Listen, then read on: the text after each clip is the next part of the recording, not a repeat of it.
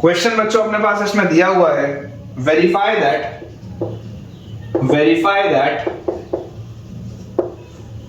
3 minus 1 and minus 1 by 3, 3 minus 1 and minus 1 by 3 are the zeros of the cubic polynomial, are the zeros of the cubic polynomial, are the zeros of the cubic polynomial. Px is equal to, are the zeros of the cubic polynomial, Px is equal to 3x cube, Px is equal to 3x cube minus 5x square minus 11x minus 3, and then verify the relationship between, and then verify the relationship between, and then verify the relationship between, and then verify the relationship between the zeros and the coefficients, between the zeros and the coefficients. ये अपने पास बच्चों सवाल है, ठीक है। अब देखिए आपको बोला इसमें क्या जा रहा है, हमें इसमें बोला जा रहा है कि हमारे पास एक क्यूबिक पॉलिनोमियल है और ये तीन आपके पास नंबर्स दिए हैं। सबसे पहले तो आप ये बताइए कि ये इसके जीरोस हैं भी या नहीं।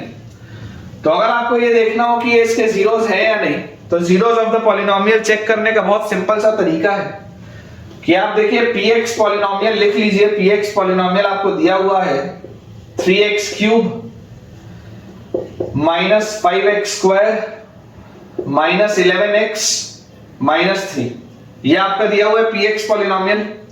इस px पॉलिनोमियल का अगर बोल रहा हूं कि 3 minus 1 और minus 1 by 3 जीरो है या नहीं, अगर मान लीजिए मैं आपसे ये बोल रहा हूं, तो सबसे पहले आप p of 3 निकाल के देखिए कि p of 3 कितना आता है। अगर p of 3 जीरो आ गया मतलब x equal to 3 इसका जीरोस ऑफ द पॉलिनोमियल होगा। तो p of 3 कितना आएगा, 3 into 3 का क्यूब माइनस 5 into 3 का स्क्वायर माइनस 11 into 3 माइनस 3। तो 3 का क्यूब 27 into 3 81, 3 का स्क्वायर 9 into 5 माइनस 45 माइनस 33 और माइनस 3।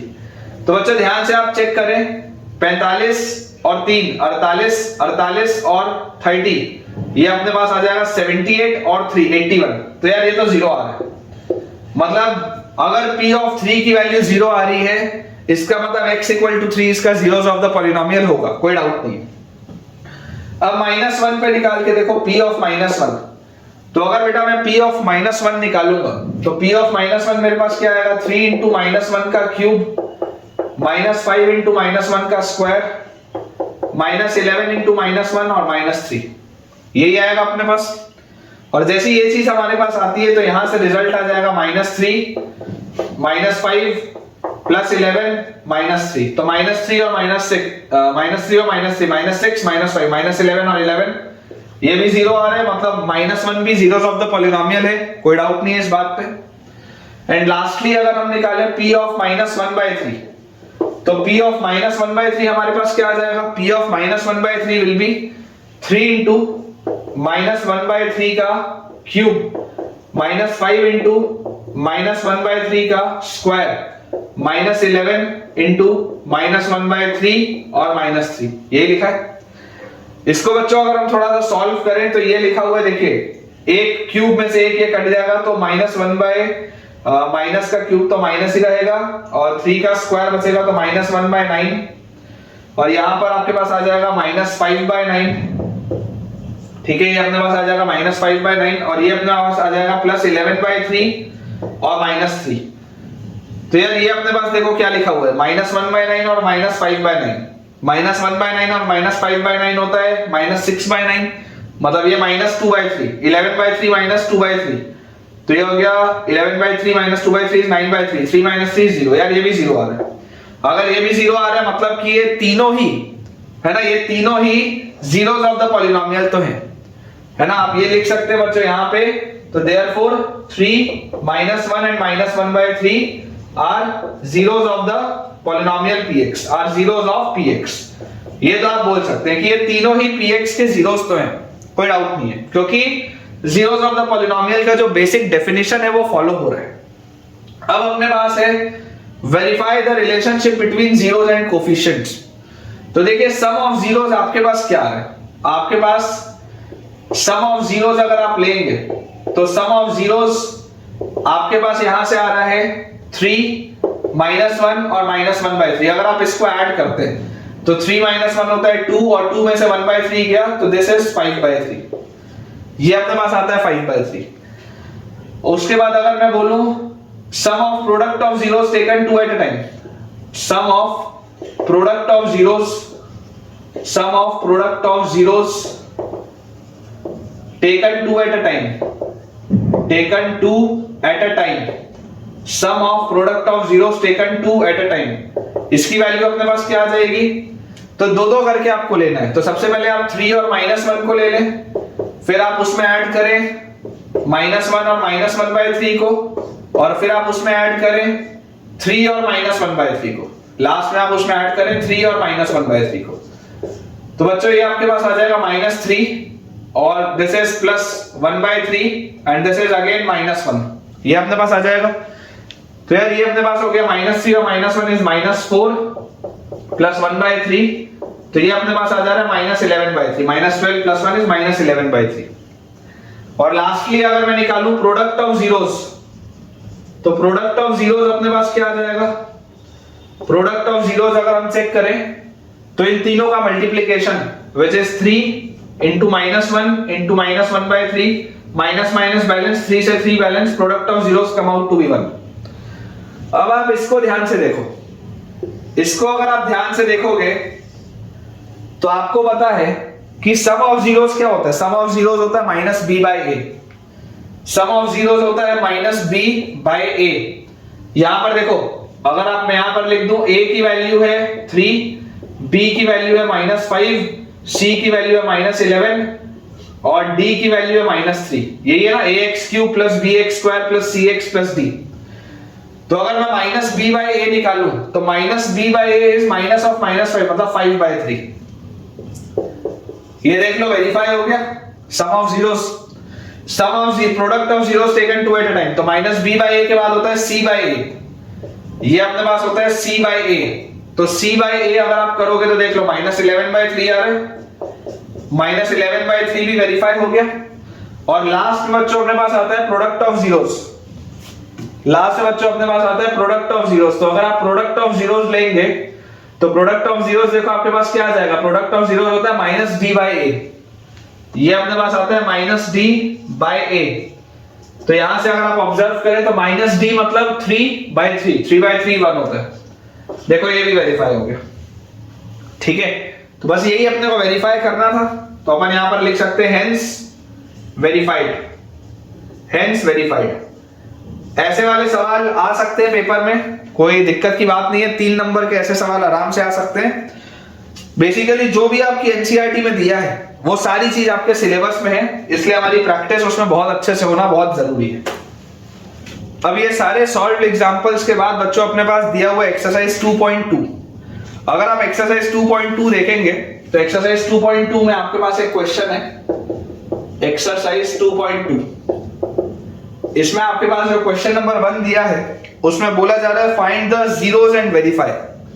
ठीक है, एक्सरसाइज 2.2 में क्वेश्चन आपके पास दिया हुआ है find the zeros of the polynomial and verify, find the zeros of the polynomial and verify. तो देखो वेरीफाई करने वाला पार्ट मैं नहीं करूंगा, अदरवाइज बहुत समय खराब होगा। मैं सवाल लिख देता हूं और जीरोस आपको बता देता हूं कि आप उसमें कैसे निकाल सकते हैं। देखिए पहला अपने पास इसमें दिया हुआ है x² - 2x - 8। तो अगर आपको जीरोस निकालने तो आप इसको सबसे पहले जीरो से इक्वेट करिए। अब अगर आप इसको फैक्टराइज करेंगे तो आप इसको लिख सकते हैं x² - 4x + 2x - 8 = 0। x - 4, देखो इसको मैं शॉर्ट में नहीं लिखता, ऐसा लिखते हैं x कॉमन लूंगा तो x - 4 + 2 कॉमन लूंगा तो x - 4 = 0। तो यहां से x - 4 × x + 2 = 0। तो इसके जीरोस आ जाएंगे x = 4 या x = -2। ये इसके दो जीरोस आ जाएंगे, ठीक है। अब आप चाहें तो सम ऑफ जीरोस और प्रोडक्ट ऑफ जीरोस आराम से वेरीफाई कर सकते हैं, कोई दिक्कत की बात नहीं। वो मैं नहीं करूंगा, उसमें समय खराब होगा, तो आप खुद से एक बार करके देख लीजिएगा। जीरोस अपने पास आ जाएंगे -2 और 4, बिल्कुल सही है। सेकंड अपने पास बच्चों जो सवाल दिया है उसमें लिखा हुआ है 4s square minus 4s plus 1। अब अगर आपको इसके जीरोस बताने हैं तो इसके जीरोस बताने के लिए आप इसको सबसे पहले जीरो से इक्वेट करेंगे, और मुझे क्लियरली दिखाई दे रहा है कि ये एक परफेक्ट स्क्वायर है। ये बेसिकली बच्चों 2s माइनस 1 का स्क्वायर लिखा हुआ है। देखिए अगर आप इसको होल स्क्वायर को एक्सपैंड करते हैं तो सबसे पहले आता है 2s का स्क्वायर इज 4s स्क्वायर, फिर माइनस 2 इंटू 2s इंटू 1, तो यह आ जाता -4s, और फिर आता +1 का स्क्वायर, तो ये लिखा है। तो दिस इज इक्वल टू 0 आप बोलेंगे तो यहां से आपके पास आ जाएगा 2s इज इक्वल टू 1 और s की वैल्यू आ जाएगी हाफ। इसका मतलब बच्चों इसके जो दोनों ही फैक्टर्स होंगे, वो s इक्वल टू हाफ होंगे। जो दोनों ही इसके फैक्टर्स आएंगे, क्योंकि 2s minus 1 into 2s minus 1 की वैल्यू 0 है, तो जो दोनों फैक्टर्स इसके आएंगे दैट विल बी हाफ, ठीक है। इसको भी आप चाहें तो वेरीफाई करके देख सकते हैं।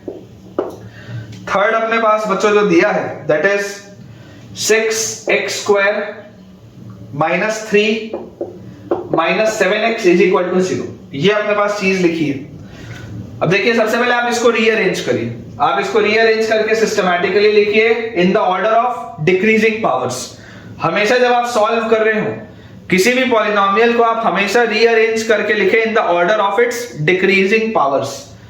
तो यहां से आपके पास आ जाएगा 6x square minus 7x minus 3 is equal to 0। Factorise अगर मैं करूंगा तो 6x स्क्वायर, तो यहां से देखो बेटा 6 और 3 18 का है, तो यहां पे मैं लिख सकता हूं -9x plus 2x minus 3 is equal to 0। इस दोनों में से अगर मैं 3x कॉमन लूं तो अंदर मेरे पास बचेगा 2x माइनस 3, और यहां से +1 कॉमन लूं तो अंदर बचेगा 2x minus 3 is equal to 0। तो यहां से आ गया 2x minus 3 common, 3x plus 1 is equal to 0। तो x की वैल्यू अपने पास आ जाएगी यहां से या तो 3/2, या यहां से अपने पास x की वैल्यू आ जाएगी -1/3। तो रूट्स तो अपने निकल गए, रूट्स अपने पास आ जाएंगे -1/3 या 3/2। आप चाहें तो इसको वेरीफाई आगे करके देख सकते हैं।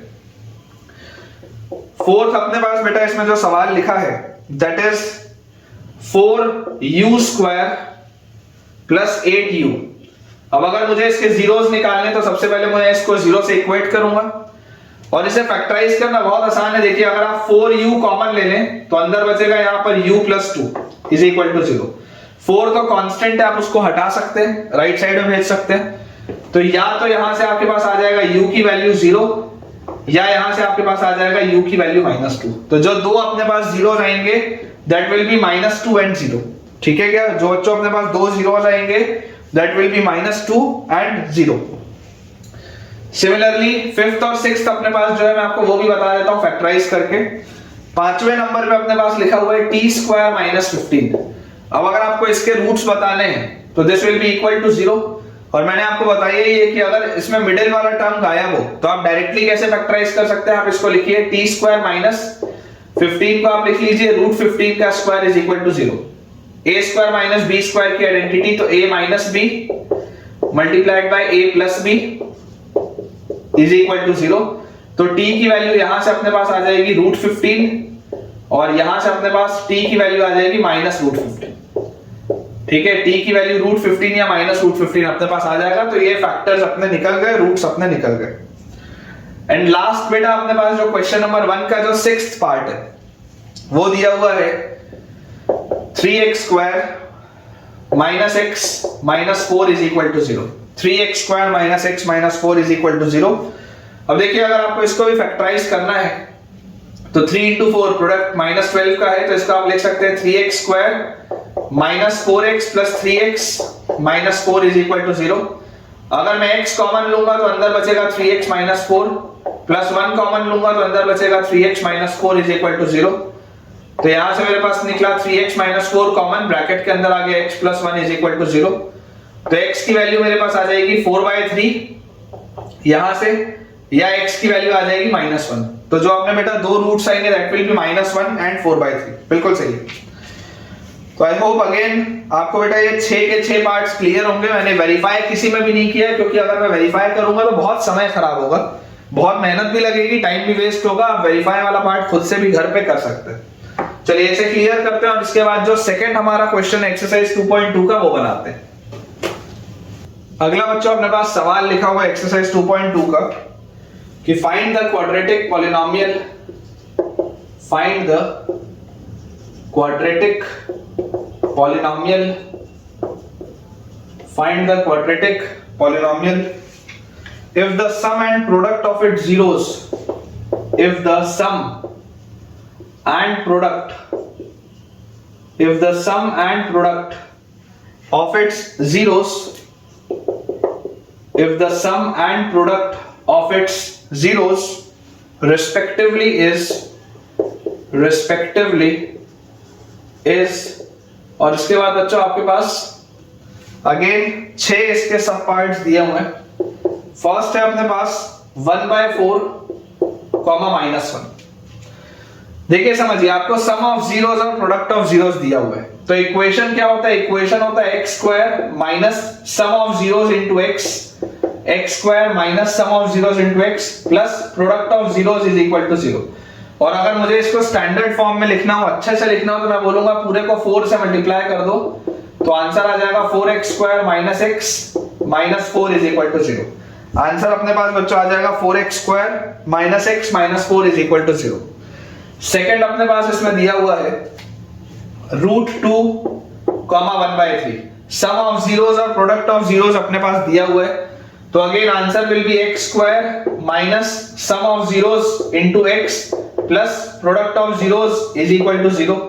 और अच्छे से अगर इसको लिखना हो तो अगेन पूरे को आप 3 से मल्टीप्लाई कर दें, तो आपके पास आ जाएगा 3x² minus 3√2x plus 1 is equal to 0। 3x² minus 3√2x plus 1 is equal to 0। इसके बाद थर्ड वाला बच्चों अपन देखते हैं। थर्ड अपने पास इसमें पार्ट लिखा हुआ है 0, √5। सम ऑफ जीरोस और प्रोडक्ट ऑफ जीरोस अपने पास दिया हुआ है 0, √5। तो आपके पास देखिए रिजल्ट क्या आ जाएगा? x² minus sum of zeros into x और plus product of zeros is equal to 0। तो final answer will be as simple as x² plus √5 is equal to 0। Final answer will be x² plus √5 is equal to 0। Fourth अपने को बच्चों दिया है 1,1। तो बहुत आसानी से आप देखिए क्या लिख सकते हैं? x² minus sum of roots into x plus product of roots is equal to 0। तो इसको आप लिख लीजिए x² minus x plus 1 is equal to 0। आसान से सवाल है, x² minus x plus 1 is equal to 0। Similarly पांचवा अपने पास बच्चों इसमें जो सवाल दिया है, फिफ्थ क्वेश्चन अपने पास दिया है -1/4, 1/4 माइनस 1/4, 1/4। तो result will be x² minus sum of roots into x, तो minus sum of roots into x plus product of roots is equal to 0। पूरे को अगर मुझे अच्छे से लिखना हो तो मैं इसको 4 से मल्टीप्लाई करूंगा, तो result will be 4x² plus x plus 1 is equal to 0। Final answer will be 4x² plus x plus 1 is equal to 0। And last बेटा एक्सरसाइज 2.2 का जो लास्ट अपने पास क्वेश्चन है वो दिया हुआ है 4,1। तो आंसर अपने पास क्या आ जाएगा? x² minus sum of roots into x plus product of roots is equal to 0। Direct answer. अगर आपको रिजल्ट याद है अपने माइंड में, रिजल्ट क्या होता है? रिजल्ट होता है x² minus sum of zeros into x plus product of zeros is equal to 0। ये आपका रिजल्ट होता है। अगर आपको ये याद है, काम खत्म, तुरंत आपका आंसर आएगा x² minus 4x plus 1 is equal to 0।